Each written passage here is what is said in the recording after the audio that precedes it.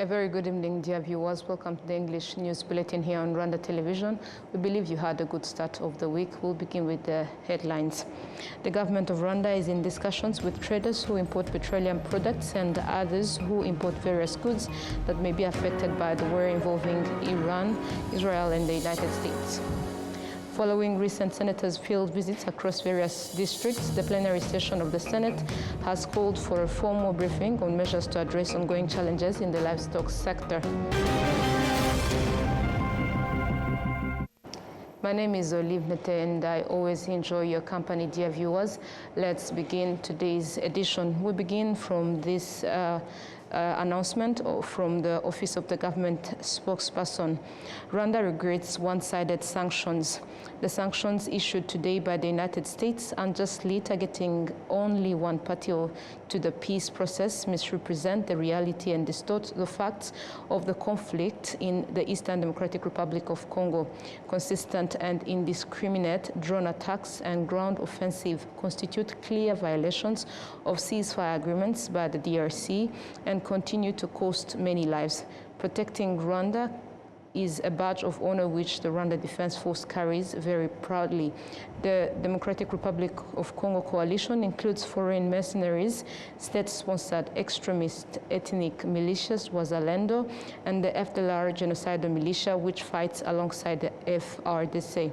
The DRC committed in the Washington Accords to an irreversible and verifiable end to state support for the FDLR and associated militias, but have not taken any steps to do so.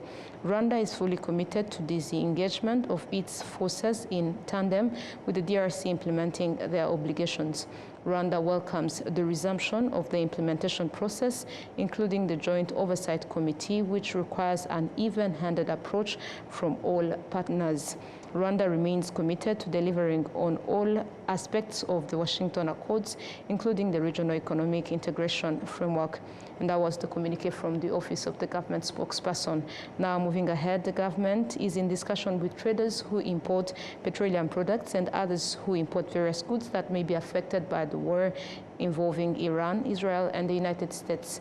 This is due to the Strait of Hormuz not being operational, yet it is the route through which 1/5 of the world's gasoline and diesel supply passes, including the fuel needed by this country, Rwanda. And Nora Gladys has the details.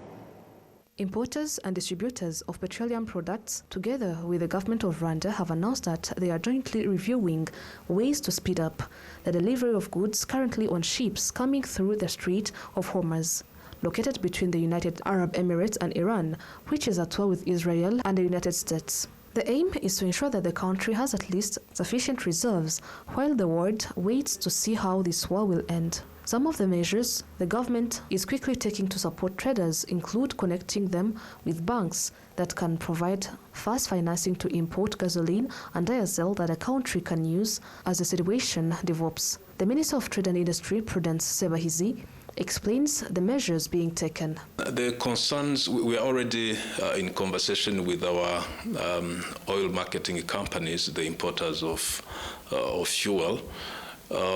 Their requests mainly focus on how they can quickly evacuate their petroleum products that are in transit, especially those that have reached the port of Mombasa and Dar es Salaam, but also the products that are still stored in the vessels in the sea, to make sure that we can quickly bring them in the country and have enough stock so that if the shock continues over the next couple of months, at least we have enough reserve in the country. Secondly, we are collaborating with private investors who are investing in storage capacity here in the country to make sure that in the future, such crisis cannot affect Rwanda for a long time. Members of the Association of Petroleum Importers and Distributors say they are pooling their resources to find ways to close the possible supply gap that may arise. The 12 companies involved in importing and distributing petroleum products need nearly $30 million to be able to bring in about 60 million liters currently at the port of Dar es Salaam, as well as more than 70 million liters that are still on ships and have not yet reached the port. Dr. Joseph Akumuntu is the Director General of the Association of Petroleum Importers and Distributors. So we are negotiating with the government to support us, to negotiate on the behalf of us with the financial institutions, the banks, to increase our ceiling of our rate of credit, our facility in the banks, so that we can bring more products. We are discussing with the government also in terms of the price. So sometimes when the price is not good, it is where some of the operators, they can just go slow to bring the more products. But we are sure also the government, they work on it as usual, and then we have as well the good price.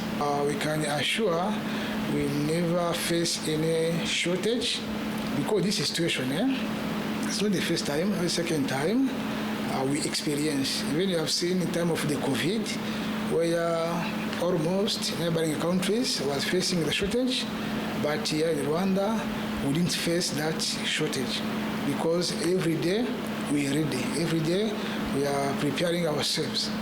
So we can assure no shortage can happen here in Rwanda. It is a war that could also affect goods that Rwanda imports from Middle Eastern countries, including construction materials such as iron and steel, as well as products that Rwanda exports to countries affected by the conflict involving Iran, Israel, and the United States. The Ministry of Trade and Industry says the country is studying possible measures to find alternative markets from which Rwanda can source needed goods, as well as new export destinations for products that were previously sent to countries involved in this war. Rwanda mainly import raw materials for construction industries like steel industries. Most of them get their raw materials from India and China. If India and China markets are affected by this crisis, we anticipate that importation of raw materials for steel industries might go up, which will in turn affect the price of construction materials. We also have some commodities that we import, like palm oil. We import crude palm oil to feed edible oil industries in the country. Which means that the palm oil is mainly coming from Malaysia and Indonesia. If the supply chain of crude palm oil is affected, we will see that impact also translated in the prices of edible oil. Other commodity that we heavily rely on importation is sugar. But fortunately, most of sugar we consume comes from African countries and Brazil. We may not see a rise of prices as a consequence of that crisis, but indirectly, if the global prices go up, all the products that we import should be on watch. 1/5 of the world's petroleum products, including those needed by Rwanda, pass through the Strait of Hormuz. They originate from various Middle Eastern countries, including Kuwait, Iraq, Iran, Bahrain, and Qatar. Now moving ahead to other matters, the plenary session of the Senate has resolved to invite the Prime Minister to provide oral explanations on measures being taken to address persistent challenges in the livestock sector. The decision follows the Senate's adoption this Monday of a report based on field visits recently conducted by senators to livestock farmers across various districts of the country. Let's explore these challenges and what steps are being proposed. From January 28th to January 28th this year, senators carried out oversight visits aimed at assessing progress made in livestock development and identifying existing challenges affecting farmers.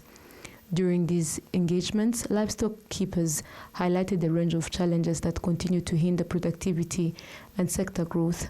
During the plenary session convened to examine and adopt the report, senators analyzed the findings and shared observations on structure and operational gaps within the sector. Following the report's approval, the President of the Senate, Dr. François-Xavier Kalinda, outlined the next procedural steps. According to the latest data, the livestock sector contributed 6% to Rwanda's gross domestic product in the third quarter of 2025. Production indicators show significant growth over recent years. Milk production increased from 776 million liters in 2017 to 1.152 billion liters in 2025. Meat production rose from 117,000 metric tons in 2017 to 219,000 metric tons in 2025.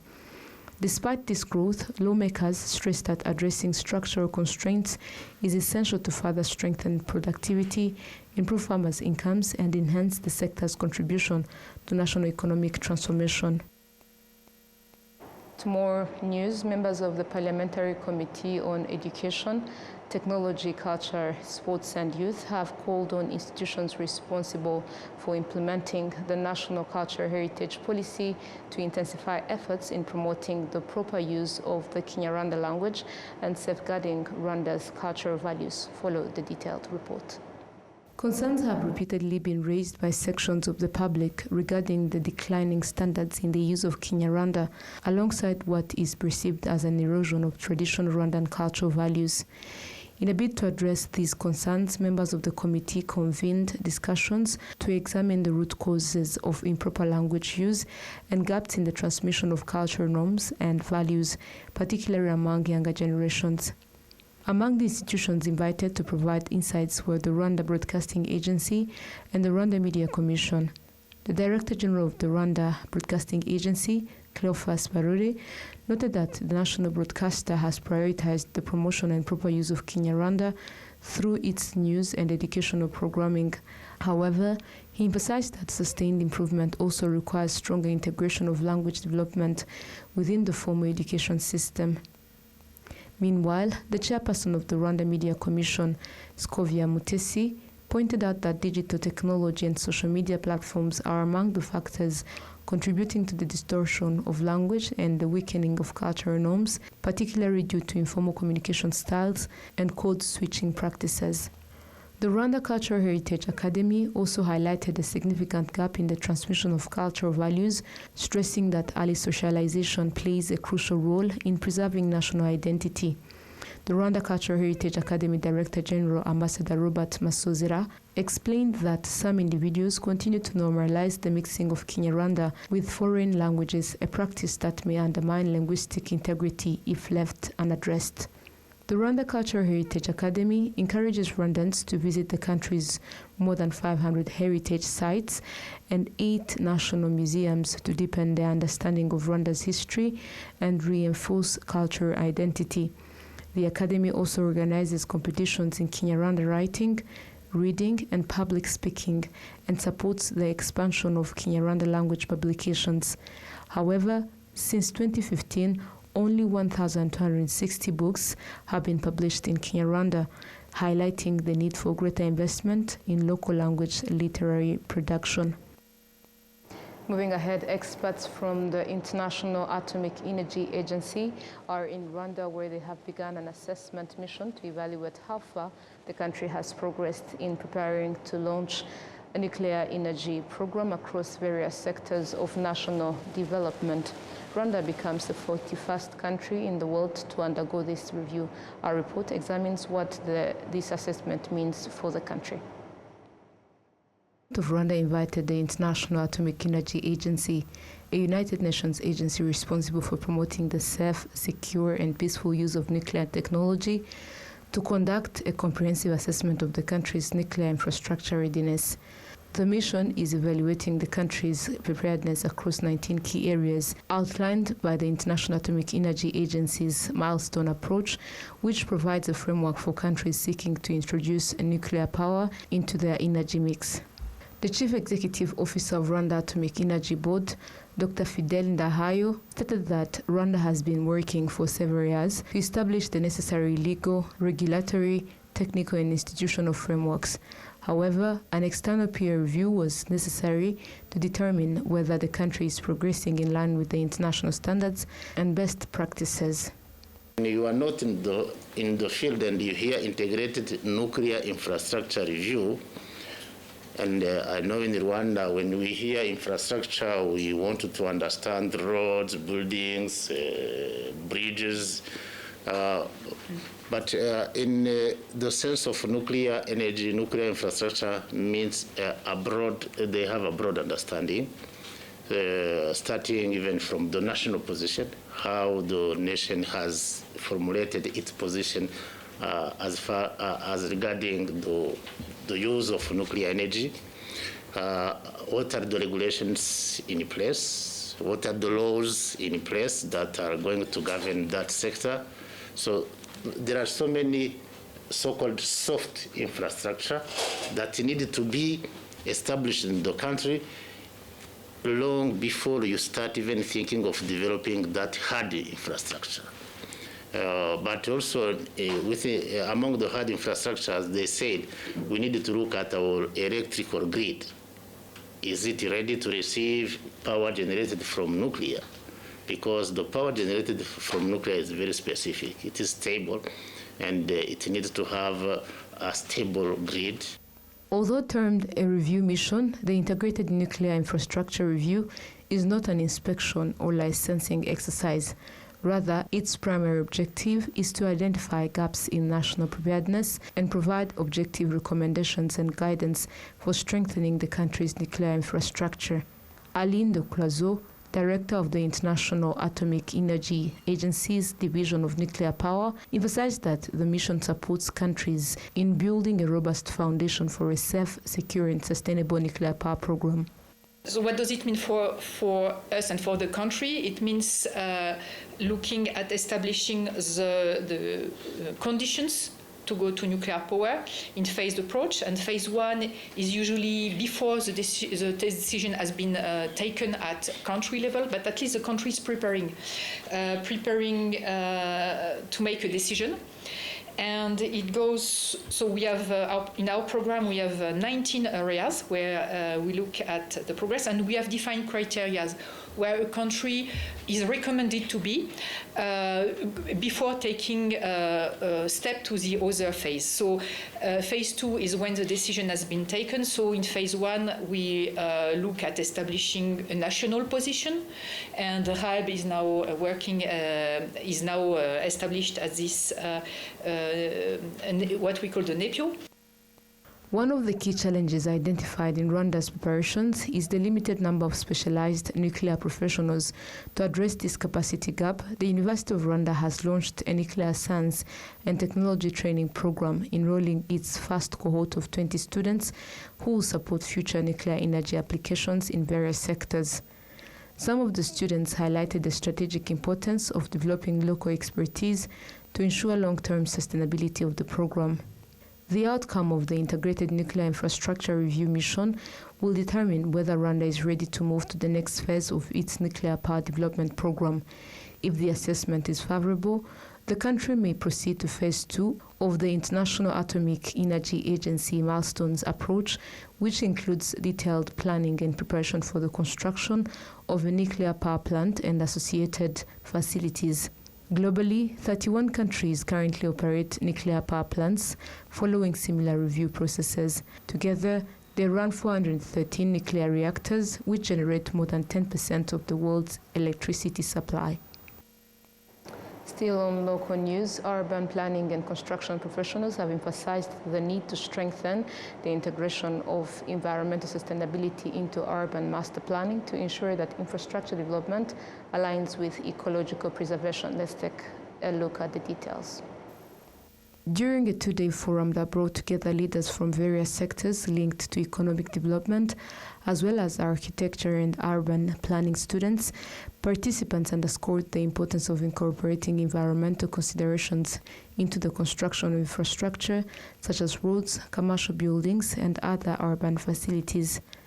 Dr. Jack Ngarambe, the Director General of the Urbanization, Housing and Human Settlement at the Ministry of Infrastructure, stated that the forum serves as a platform to examine how national development projects can be implemented while simultaneously safeguarding the environment.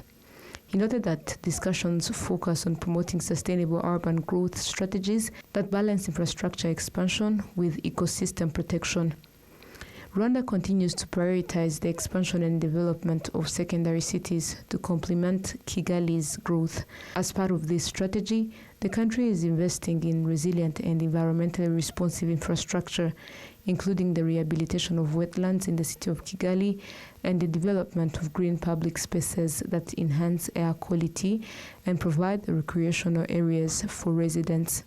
These initiatives reflect Rwanda's broader commitment to integrating nature-based solutions into urban and peri-urban development to ensure long-term sustainability and climate resilience. Moving ahead, hotel owners and other business operators say they recorded significant gains during the just concluded international cycling competition, Tour du Rwanda. Investors argue that the organization and commercial model of the race should serve as a benchmark for other sporting events to maximize their economic impact. Our report looks at the economic lessons from the race. From the opening stage to the final race, excitement was visible across the country, particularly in the towns and districts along the race route. The competition drew both local and international spectators, creating a vibrant atmosphere and boosting business activity. Rubavu, one of Rwanda's secondary cities, was among the key host locations. Local hospitality operators, especially hotel owners, described this edition of the race as historic for their businesses, citing full occupancy rates over the 2 days they hosted teams, officials, and cycling enthusiasts. Similar sentiments were expressed by residents and entrepreneurs in Musanze district, home to one of Rwanda's leading tourism hubs. Business owners there reported increased demand for accommodation, food services, and transport throughout the event period. Tour du Rwanda is considered one of Africa's premier cycling competitions and continues to elevate Rwanda's visibility on the international stage. Beyond sport, the event reinforces the role of major sporting competitions as catalysts for tourism promotion, private investment, and service sector growth. Residents attribute this success to the country's strong security and stability, which provide the foundation for hosting high-profile international events. Investors believe that other globally recognized sports disciplines should adopt similar commercialization and partnership strategies to attract private sector participation, as cycling has successfully done in Rwanda. Overall, Tour du Rwanda created substantial revenue opportunities for private operators, including hotels, bars, restaurants, transport providers, and temporary workers across multiple service industries, demonstrating the event's broader contribution to local economic development.